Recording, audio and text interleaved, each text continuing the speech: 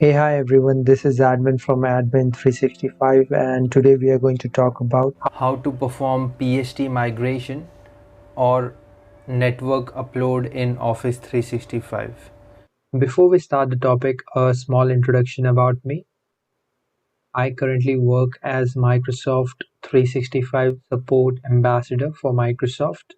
Our day-to-day routine is to take care of service requests created around Microsoft 365 products and services. So please do consider subscribing for exclusive content and the resolutions for common issues with Office 365. And let's resume the topic. We will go to Office 365 Admin Center. You can go to office.com and then click on the admin tile. And once in the admin center, you have to click on show all and then scroll down and you will see the compliance admin center. This is the place where we get the option to import the PST to the respective mailboxes. And all the options in the compliance admin center is basically available only who has the permission on it. So the account which I am using right now is a global admin account, so it has all the features on the tenant in the compliance admin center. But if you have limited role or if you have role via the RBAC, then you might not see all the tabs which you see. The only tab which is important for the PST migration is the information governance, which you see here, and under that we have the import tab. So under information governance, the import tab is where we will basically start the migration of the PST. We create new import job and then migrate the PST into the respective mailbox.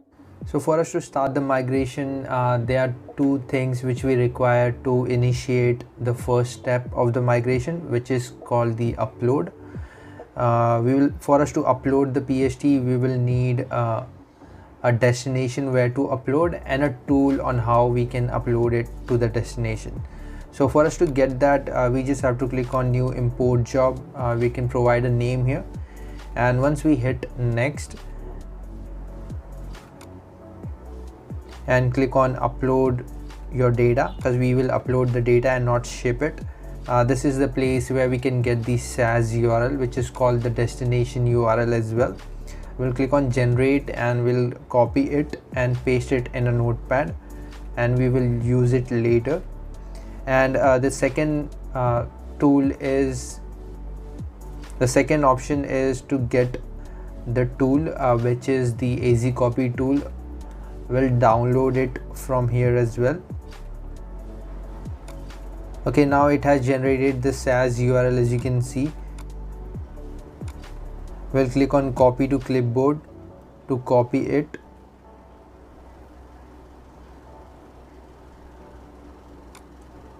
And we'll store it in a notepad so that we can use it in the later command. But for the tool, you can go ahead on the link and just click on download AZ copy and select the OS version which you have. I will select the Windows one.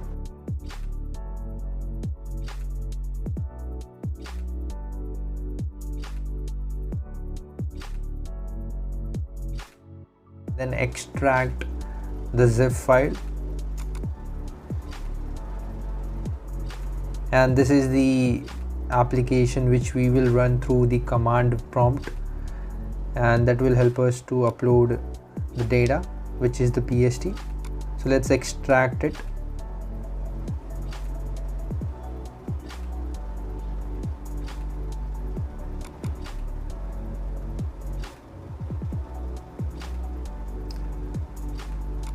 So what we'll do now is we will copy the path where we have the azcopy.exe application, and then we will use command prompt and navigate to this path and then run the command which includes the azcopy.exe.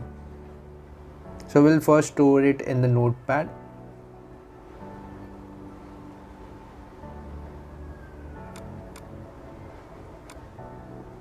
So this is basically the article which we use for network upload. You can simply search for the same, typing network upload plus Office 365. You will see the process. I recommend you to go through this article. It will help you with the information on what exactly is the Pst migration on network upload and what are the components of it. So this is basically the command. As you can see, I will just copy it. It basically has a source location and a destination location. Destination location is the SAS URL which we have copied and pasted in the notepad, and the source location would be the location of the PST on your computer.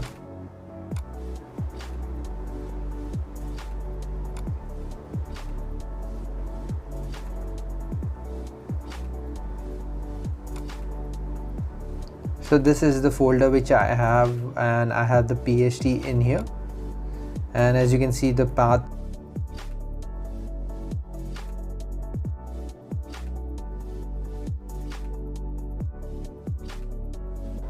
So we'll just paste the path in the source directory. So we'll just paste the source directory here, and the destination would be the SAS. We can add recursive at the end. To hyphen recursive basically means that the upload destination has subfolder, and we want to upload this subfolder and the files within the subfolder as well. So for now I don't have it here. I don't have any subfolder in this location. What I can do is I can create a subfolder and then move the PST into that subfolder, so that will help us with the understanding of that as well. So let me just edit the command first here.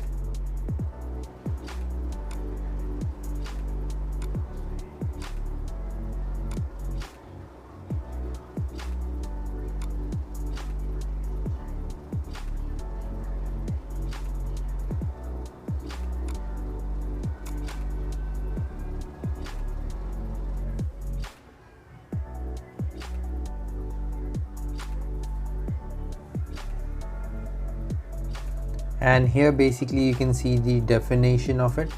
So as I mentioned, please go through the article. It will help you with the information. I will not be covering everything in this video. So you can see the article and it will have all your queries answered. So now for us to upload the PST to the destination, we will have to run the command in the command prompt. You just have to launch the command prompt. It does not have to be run as an administrator. A normal command prompt window. We will navigate to the path where we have the azcopy.exe which we have copied earlier, and as you can see it here as well. So we'll just copy it and we'll go back to the command prompt, and we'll change the directory of the command prompt first.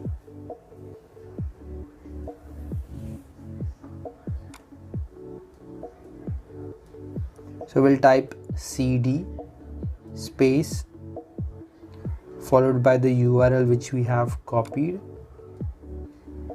and then hit enter. And now you can see that it has entered into that folder, so it will be able to fetch the azcopy.exe which is included in this command.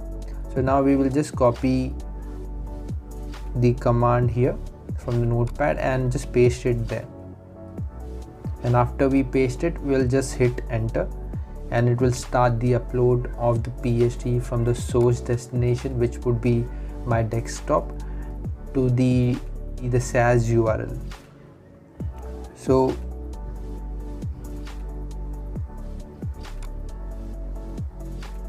now you can see the speed of it as well. Also you can see the logs which we can see here. You can just simply copy the path and paste it in your file explorer, and it will open the log file which is generated for every time we run a command.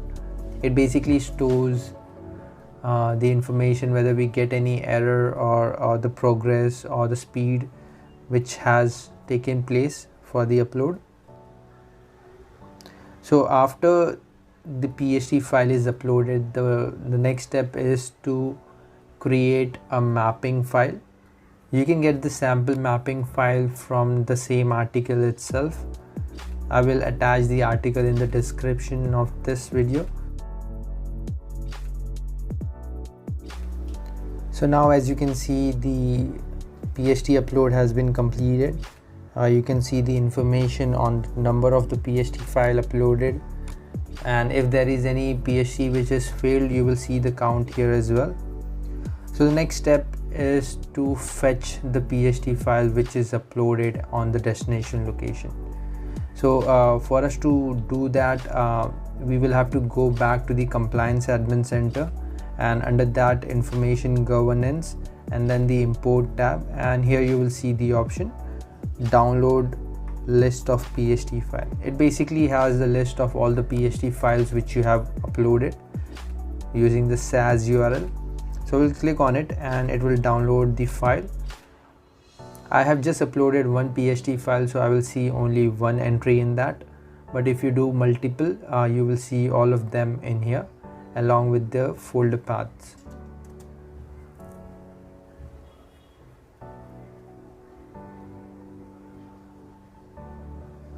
Okay, here is the file, and as you can see, it has the tab name, column name file, and followed below is the name and the path of the PST file on my desktop. So the folder on my desktop was PSTS, and the PST name was backup.pst, as you can see here. And this folder was empty, so the empty folder will not be uploaded as it does not have PST, but if you put a PST in there, then it will have the folder name followed by the file name of the PST.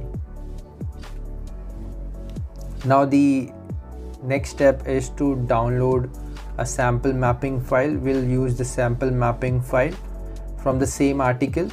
You can just click on the step 4 link and it will provide you the sample mapping file. We will use the file name provided in the first Excel and put it under name column in the mapping file, and we will remove the unnecessary columns which we see here. So for example, the workload would be the same. We don't have to touch the workload. We don't have to touch it. It would be the exchange, as you see here. The file path could be blank because the name of the file includes the file path which we have uploaded. It has the folder name and the file name as well. So we can delete the file path column, the entries in the file path column, not the entire column. We will need the columns of the mapping file as it is. Even if they are blank, we will have to have it as it is. If we don't, then it will give us error in the validation phase of the PST file. And this column is basically for the archive. So if you want to import the PST into the archive, you will set it to be true, the E column, and if you don't want it to go into the archive but want it to be imported into the primary mailbox, you will make it false. And the mailbox would be the mailbox of the destination where you want to import the PST.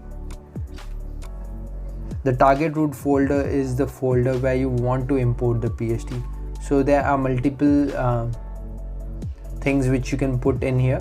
If you put a slash, then it will migrate the data into the root folder, be it the primary mailbox or the archive. But if you mention a folder here, a folder name here, it will create a folder and then migrate it into that folder. More on that can be found on the article itself. I would suggest to go on the article for the mapping file description, and you'll see all the information what could be added. And if you keep that column blank, it will basically create a folder name imported, and then migrate all the data into that particular folder. So this is the sample mapping file which I have created here, and as you can see I have removed the axis rows which were there, and as I only have one PST, I will have one row. Workload is exchange, file path is blank, the name is the information which we get from the first Excel which we downloaded, which shows all the PST files which we have uploaded, and this is the one. We just have to copy the same from here and paste it under name. The file path, basically it includes the file path, right? It has the folder name and followed by the file name which is .pst, so we don't have to include the file path in it. So we'll have the name column, we'll have the destination mailbox email address. I have added one, as you can see, and is archive is basically, as I mentioned, whether you want to import it into archive or not. So I will not, so I have mentioned it false there, and I will keep the target root folder to be blank because I wanted to create a folder named imported into the primary mailbox and then import the PST into that folder and not in the root directory. I would suggest you guys do a test first with the PST and check what are the options, how it behaves and where it imports the PST. So you can have a test PST and import it into your account the same manner. That will help you to understand the flow and the process as well. The remaining column needs to be blank because it is needed for the PST import. Even if they don't have any information, we will have to keep it there. So we'll go back in the information governance page and we'll create a new import job, and this time we will select that I have uploaded the PST and I have the mapping file here. Then we'll select the mapping file which we have created, which has one row in it, and after we select it, we'll click on validate.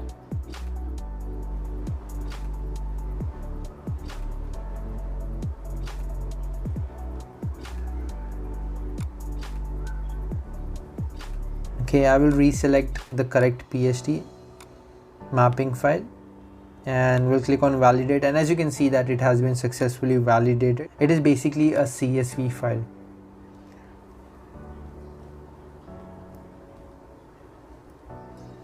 And once it is validated, we can hit next and then submit.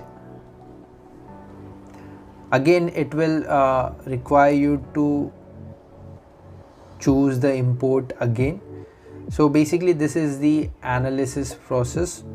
It will check the PST file and the destination location, and once it confirms everything is right, it will give you an option to start the import process.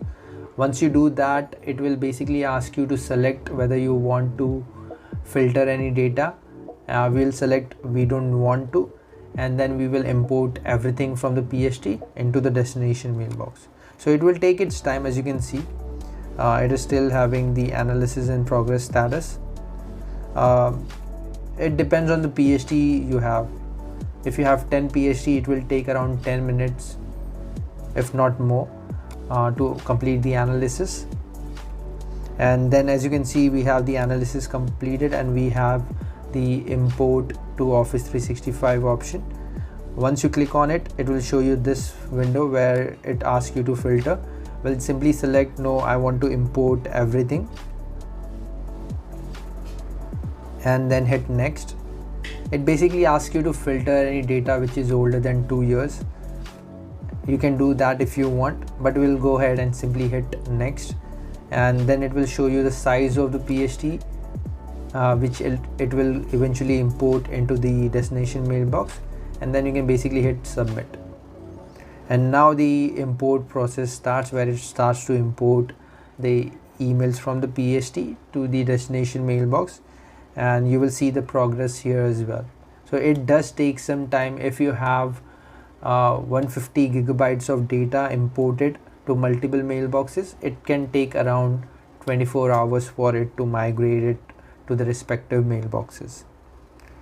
And you can have multiple rows in the mapping file, but please keep it below 100. That will below 100 per batch. That will not throttle the exchange as well. So this is basically the process. Now it will take its time and complete the migration of the PST to the destination mailbox, and the user can then log in, and the user will be able to see a imported folder, a folder name imported, and once he click on that particular folder, the person will see all the PST emails which we are importing. So as I mentioned, please go through the article. It will help you with the information. Do test it with the test PST first. So there you go, guys. If you have any question, you can drop it in the comment section. And if you want me to create a video on certain topics, you can mention that in the comment section. Or if you have any question, doubt about this, you can also drop it in the comment section and I will reply to it. And until then, you guys have a nice day.